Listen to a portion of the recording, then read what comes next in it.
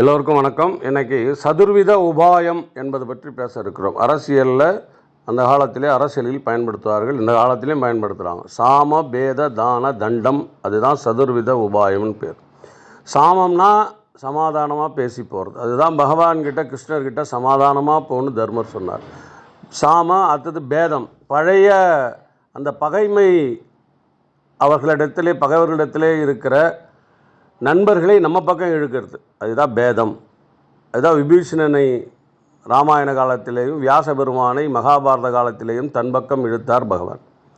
தானம், தன்னிடத்திலே இருக்கிற நிலங்களை கொஞ்சம் கொடுக்கறது, அதுதான் போய் கேட்டார் கிருஷ்ணர். 5 நகரம், கடைசியில் பாதி ராஜ்யம் கேட்டார், 5 நகரம் கேட்டார், 5 வீடாவது கொடுக்க மாட்டேன்னிட்டார் துரியோதனன்.